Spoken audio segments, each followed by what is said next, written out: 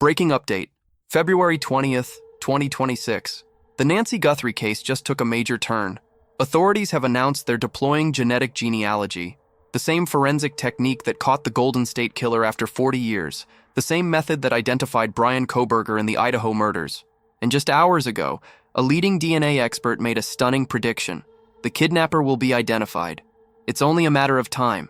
Here's everything that happened in the last 24 hours. For those just joining this investigation, here's what you need to know. Nancy Guthrie, 84 years old, mother of Today Show co-host Savannah Guthrie. She disappeared from her Tucson, Arizona home on February 1st, 2026. The last confirmed sighting, 9:45 p.m. on January 31st, when family members dropped her off after dinner at her daughter Annie's house. By noon the next day, when Nancy didn't show up for virtual church services with a friend, alarm bells rang. What investigators found was chilling. Doorbell camera footage from 1:47 a.m. A masked figure, gloved hands, a gun in an unusual holster positioned between his legs, Nancy's car still in the driveway, her purse inside. No signs she left willingly. 20 days later, she's still missing, but the investigation just entered a new phase.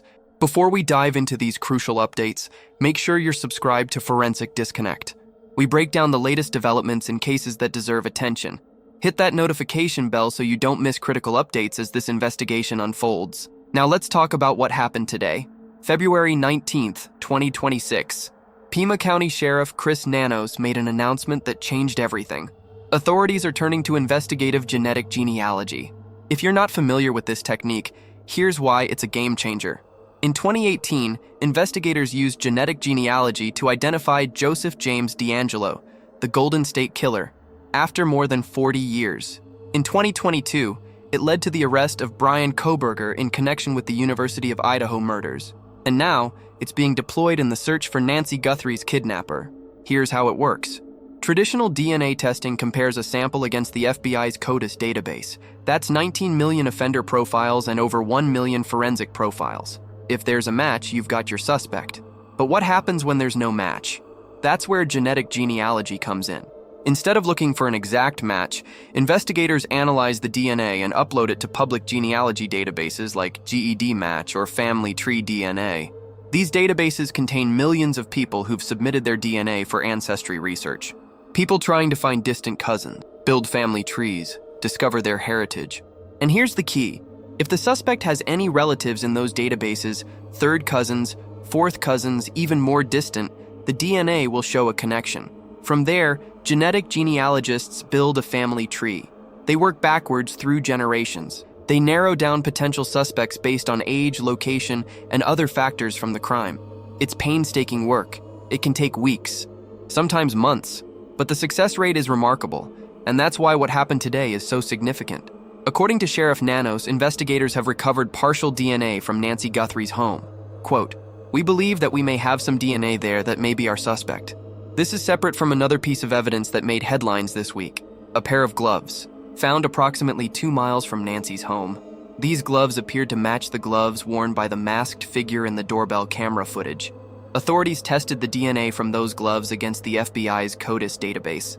All 19 million profiles. No match. At first glance, that might seem like a dead end, but investigators and forensic experts say it actually tells us something important. It means the suspect likely doesn't have a criminal record, at least not one that required DNA submission to the federal database. But here's where it gets interesting. The DNA recovered from inside Nancy's home is different. It's what experts call a mixture. CeCe Moore, the chief genetic genealogist at Parabon, a lab that specializes in forensic genetic genealogy, said this makes her extremely hopeful. Quote, "The fact that it may be a mixture to me is even more compelling, because that is so common in violent crimes." Investigators believe Nancy was injured during the abduction. There was blood at the scene, which means the DNA mixture likely contains both Nancy's DNA and her attackers, and that attacker's DNA can be separated, analyzed, and potentially matched to relatives in genealogy databases. Moore went even further. When asked if the kidnapper would be identified through this method, she said, quote, "It's only a matter of time. Let's talk about where the investigation stands right now. Day 20, 400 investigators, FBI agents, and Pima County Sheriff's deputies, working this case around the clock. According to the FBI, they've received more than 20,000 tips. The Pima County Sheriff's Department reports over 28,000 calls to 911 and non-emergency lines since Nancy's disappearance. The reward for information leading to her safe return has now surpassed $200,000. But there's a problem. Cecilia Ochoa, the dispatch manager for the Pima County Sheriff's Department, told NBC News that many of the calls they're receiving aren't actionable leads. They're theories, opinions, people speculating about whether the suspect is right-handed or left-handed, whether it's a man or a woman. Ochoa made a plea to the public. If you're thinking about calling in a tip or a lead, I ask that you take a moment and think, is this tip viable? Is it credible? What we don't want are the opinions and the thoughts and kind of wondering if investigators are doing A, B, C, and D. Sheriff Nanos echoed this sentiment but added something important. Quote, as long as we have the ability to chase a lead, it's not cold. We're not going to give up. We're going to find Nancy, and we're going to find out who did this. On Wednesday, Nanos made an emotional statement that's been resonating across the country. He called for Nancy's captors to release her, and he addressed the online speculation, the armchair detectives, some of whom have been pointing fingers at the family. Quote, this is a family who's lost their mom to a monster. We're going to find her, and we're going to find that monster. But come on, we can do better. The entire Guthrie family has been cleared as potential suspects, every single one of them. Investigators are also pursuing another lead, one that could prove crucial. In the doorbell camera footage, the masked suspect is wearing a gun holster, but it's not positioned where you'd normally see one. Not on the hip, not on the chest. It's between his legs, an unusual placement that immediately caught investigators' attention. Sheriff Nanos told NBC News that authorities have been showing a photograph of this holster to local gun shop owners throughout Tucson and the surrounding area. They're asking, do you recognize this? Have you sold this type of holster recently? Do you remember anyone purchasing one? According to reports, the FBI has compiled a list of approximately 24 photographs of various items and potential leads. They've been visiting gun shops across the region, hoping someone remembers a transaction, a face, a name. Because if this holster was purchased locally, there could be a paper trail, credit card records, security footage, a lead that could crack this case wide open. While investigators work around the clock, the Tucson community and people across the nation have rallied around Nancy Guthrie and her family. Outside Nancy's home, a small Catholic vigil has been set up. Candles, religious images, rosary beads, prayer cards. Photos show a woman kneeling in prayer beside the makeshift memorial, adjusting devotional items placed in the dirt near the roadway. One item stands out. A handwritten open letter to the kidnappers was left at the vigil Thursday. Written on stationery from the Ritz-Carlton Oahu, Turtle Bay, the message was addressed directly to whoever may be responsible for Nancy's disappearance. Yellow flowers, Nancy's favorite, have appeared throughout Tucson, on street corners, outside businesses, in front yards, a city showing solidarity, showing they haven't forgotten. Lloyd Anderson, a neighbor who knows Nancy and attended church with her, told Fox News Digital that he recently installed security cameras following her disappearance. Quote, I have had alarms, and I just recently put cameras in too. It's certainly different. We've never gone through this before. It's something we just have to live through. And I knew Nancy, and I think she was a wonderful lady. And I think we just got to give her our best wishes and God's help. The Today Show, where Nancy's daughter Savannah works, has filled Studio 1A with yellow flowers and ribbons. A visual reminder that one of their own is living through every parent's worst nightmare. And they're standing with her. Let's go deeper into what CeCe Moore's prediction actually means. Moore is not just any DNA expert. She's the chief genetic genealogist at Parabon NanoLabs. Her team has worked on some of the highest-profile cold cases in the country. She understands the science, the process, the timelines. When she says it's only a matter of time before the kidnapper is identified, she's basing that on success rates we've seen with genetic genealogy. The Golden State Killer case in 2018 was the breakthrough moment. Investigators uploaded crime scene DNA to GED Match. They found distant relatives, they built a family tree, and they identified Joseph James D'Angelo, a former police officer who had evaded capture for over 40 years. Since then, genetic genealogy has solved hundreds of cold cases, murders, rapes, abductions, cases that had gone decades without answers. The Bryan Kohberger case in 2022 showed how quickly the technique can work when conditions are right.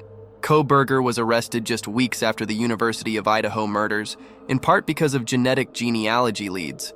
Now Moore says the DNA mixture found in Nancy's home is extremely hopeful and compelling. That's not wishful thinking. That's a scientific assessment based on the quality and nature of the evidence. A mixture means there's likely enough suspect DNA to separate it from Nancy's. And once separated, that DNA can be analyzed, uploaded to databases, and potentially matched to family members who've submitted their own DNA for ancestry research. The process isn't instant.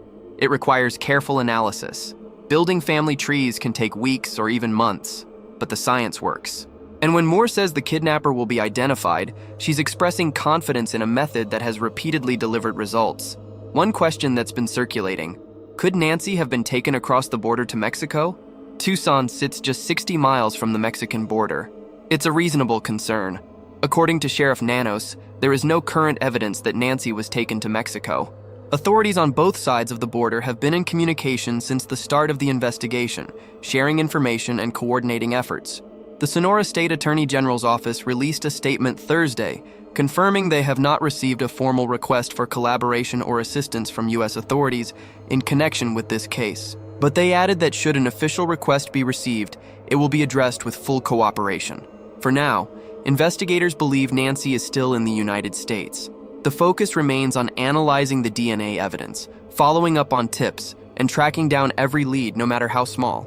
So where does the investigation stand right now at the end of day 20? The Pima County Sheriff's Department released a statement Thursday confirming the case remains active and ongoing. Quote, "As long as leads continue to come in, investigators will continue to follow up on them. They're analyzing biological evidence recovered from Nancy's residence. They're pursuing genetic genealogy options. They're showing the gun holster photo to local businesses. They're sifting through tens of thousands of tips. Technology companies are assisting as well.